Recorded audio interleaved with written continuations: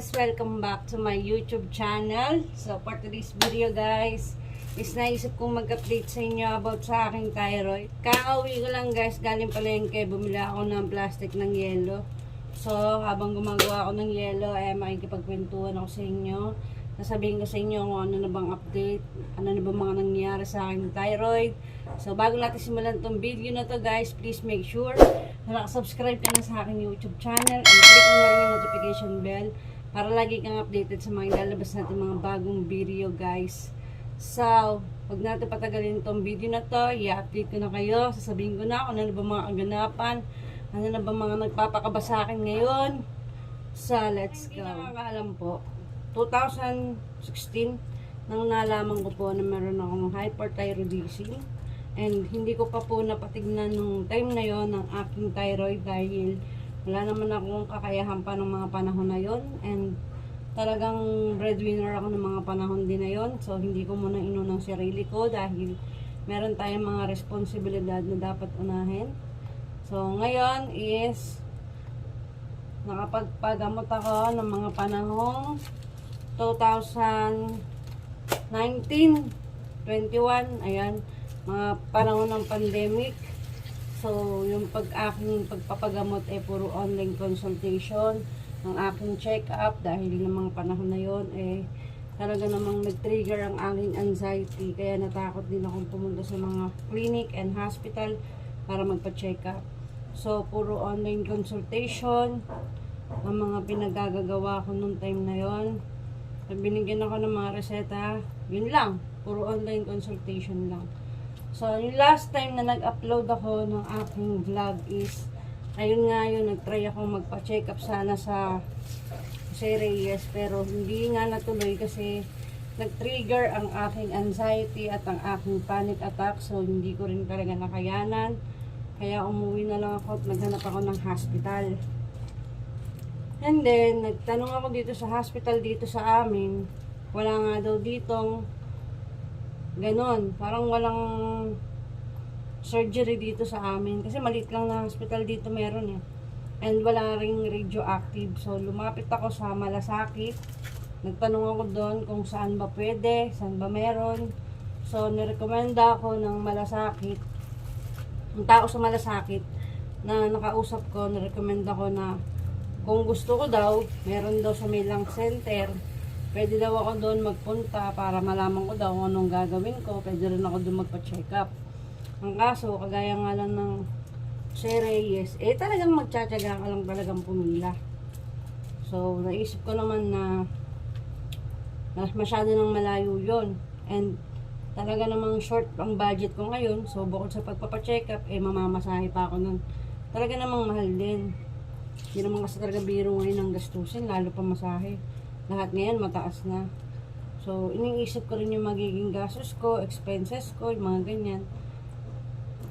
Hanggang sa naisip ko na lang na magtanong-tanong ako, sumali ako sa group ng mga may thyroid, mga nakaranas na magpa-surgery, magparay, kung ano ba yung mga experience nila, ano ba yung mga pinagdaanan nila, kung magkano yung nagastos nila. So, ayun. May mga nakausap ako na makapagpa-surgery na, and may mga nakakausap ako sa ibang platform guys na ginagawa rin nilang content yung mga pinagdaanan nila sa kanilang thyroid. And yung isa doon is talaga namang halos kakatapos lang niya magpa-surgery. Umabot daw ng 100,000 mahigit yung nagastos niya sa kanyang surgery kasi nga private hospital. And meron din ako nakausap na dumaan sa radioactive. Bali, parang sa St. Luke's yata siya, sa Pangasinan, nagparay radioactive. Bali, ang ginastos daw niya is nasa mga 45,000. Kasama na dun yung pagkain niya and yung mga needs niya habang naka-isolate siya, habang nag-undergo siya ng kanyang radioactive. So, wala rin naman akong ganong klaseng pera. Wala akong ganyan. Wala akong budget para sa mga ganyang kalaking gastusin. So, hindi ko talaga alam kung anong gagawin ko. So, ayun, nagtanong-tanong ako ulit kung ano bang much better na pwede ko munang gawin. hanggang naisip ko na sa may stress ako sa kakaisip kung saan ako magpapagamot, ganyan, ganito. Naisip ko muna na tapusin na lang muna yung nireseta sa akin ng aking endocrinologist.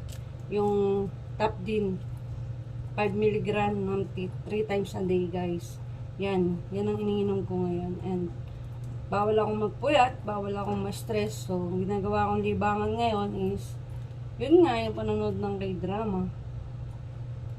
Ngayon is ang iniisip ko is yung mga pwede kong lapitan para kahit pa paano makamenos ako sa aking nalalapit nalalapit na surgery. Pero hindi pa naman daw sigurado yon kasi kailangan ko muna magpa-second opinion kung kailangan ko ba talaga magpa-surgery or magpa-RI, ganyan. So, kailangan ko muna magpa-second opinion kasi baka mamaya madaan ko naman sa gamot, di ba? So, ang problema ko ngayon, guys, is if ever na masa-surgery ako or magpaparay ako or mag-isolate ako sa hospital, yung PhilHealth ko 2 years ko nang hindi nahuhulugan kasama tong buong taon ng 2023. So, sabi sa PhilHealth, kailangan ko mundog mahulugan yung kakulangan doon bago ko siya magamit sa hospital. So, ang hulog ko kada buwan sa PhilHealth ko is 300. So, kulang-kulang 10,000 ang kailangan kong bayaran muna sa PhilHealth para magamit ko yung PhilHealth ko. So, ngayon, naiisip ko, saan ako kukuha ng mga ganyan. Kasi bukod sa sakit mo, guys, bukod sa napakahirap maghanap ng pinaka-legit na hospital, yung mapagkakatiwalaan mo, napakahirap din pag walang-wala ka, yung hindi mo alam kung saan ka kukuha ng pang-provide mo sa sakit mo. Lalong-lalo na sa surgery. Diba? Hindi naman kasi biro yun, major surgery yun. And after ng surgery mo, syempre, mag-i-stay ka pa sa hospital, may mga needs ka pa, may medicine ka pa. So, ayun ang bagong update sa akin ngayon, guys. Sobrang hirap. Medyo nire-relax ko lang ang aking sarili and nanonood ako ng mga surgery about sa total doctomy. Ayan, yung pagtanggal ng kabuuan ng thyroid mo, guys. Ayan. Nanonood ako ng mga surgery, kung paano procedure bang ginagawa. And nagtatanong din ako. Ayun. And yung bilas ko, guys, is dumaan din sa ganyan. Yung bilas kong nurse na masundo ko rin naman. Yun, dumaan din siya sa ganyan. So, kahit papano nakakahingi ako ng advice doon. Ano bang maganda kong gawin. Ganyan. Yung iba kasi, guys, para makatipid daw sila sa hospital, kumukuha daw sila ng health card, malapit sa malasakit, sa PhilHealth, inaayos nila. So, yun ang naiisip kong way. Kaso, talagang kailangan talaga dyan is budget. Kaya talagang napakahirap magkasakit at napakagastos. Bukod pa dyan, guys, is meron pang biopsy yan. Iba-biopsy ka.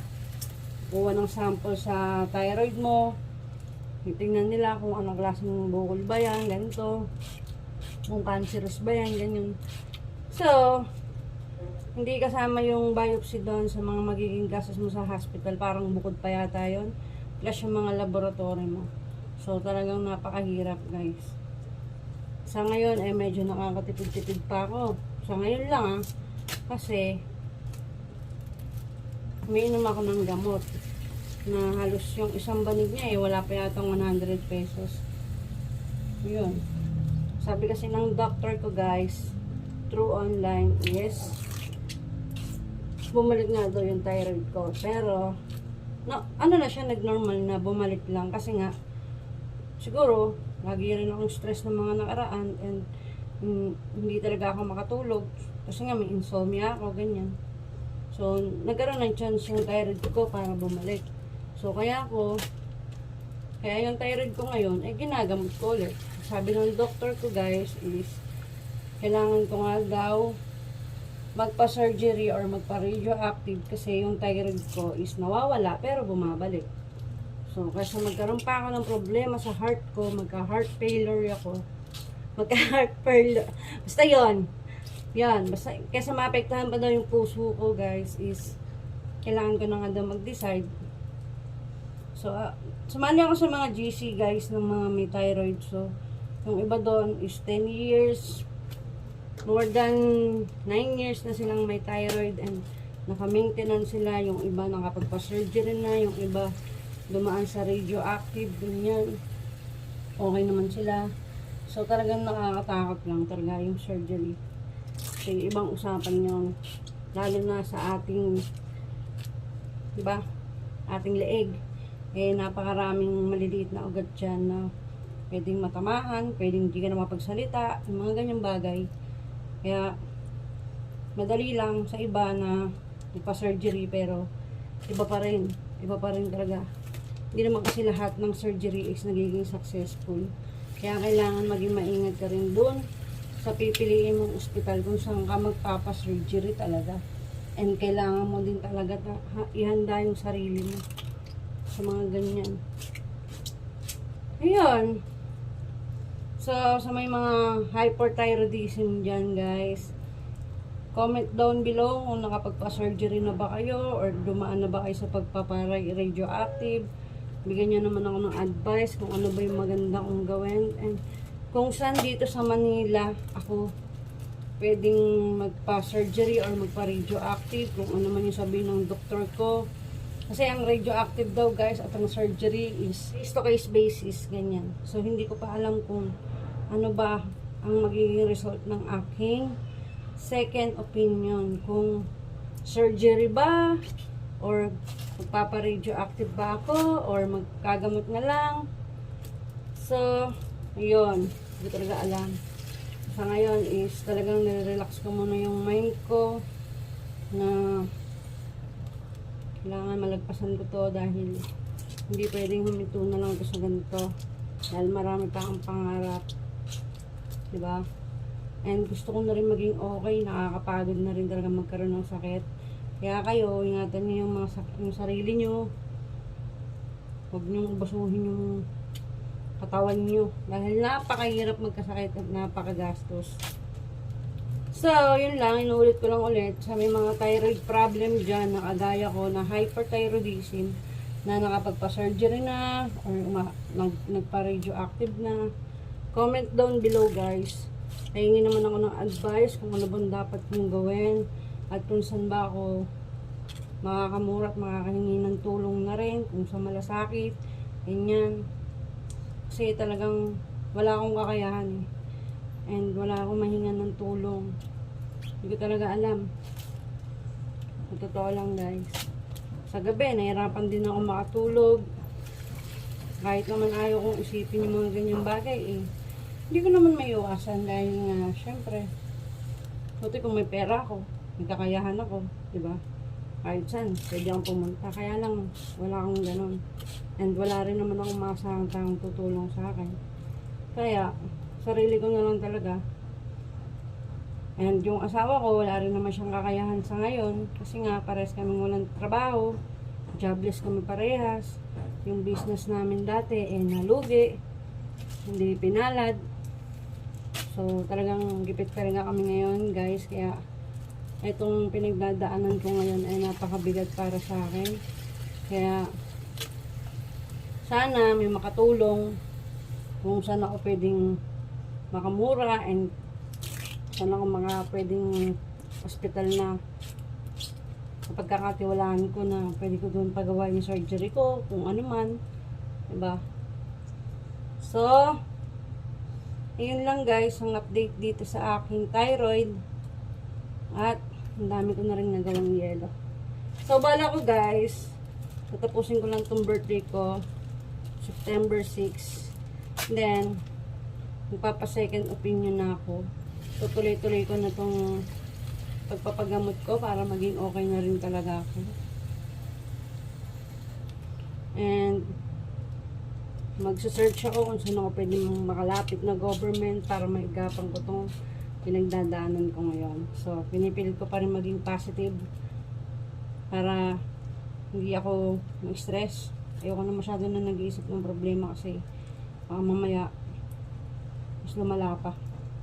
Diba? So, magawa ko ng paraan para ilibangin yung sarili ko. So, ayun lang guys. And sa aking anxiety, panic attack, okay naman na siya ngayon. Kasi nga medyo nalilibang-libang naman ako sa panonood ko ng K-drama. Yung acid ko naman guys, wag lang talaga akong kakain ng suka at talaga namang hindi siya susumpong. Ayun lang. Yun lang guys. Hope you like this video. Please don't forget to like, share, subscribe, and please click nyo na rin yung notification bell para lagi kayong updated sa mga ilalabas nating video guys. So, pagdasal nyo ako na sana ma-survive ko na itong mga pinagdadaanan ko dahil ayoko nang umiyak, ayoko nang mag-isip ng ano-ano dahil hindi nakakatulong lalo na pagka may sakit tayo. Diba? So, kayo din, nantan nyo rin yung katawan nyo, lagi kayong magdasal, and huwag nyo abusuhin yung mga katawan nyo dahil talagang hindi biro. Hindi biro magkasakit guys. Lalo na sa panahon natin ngayon na napakahirap kumita ng pera at wala kang kamag-anak na maaasahan. Yun lang! Bye-bye!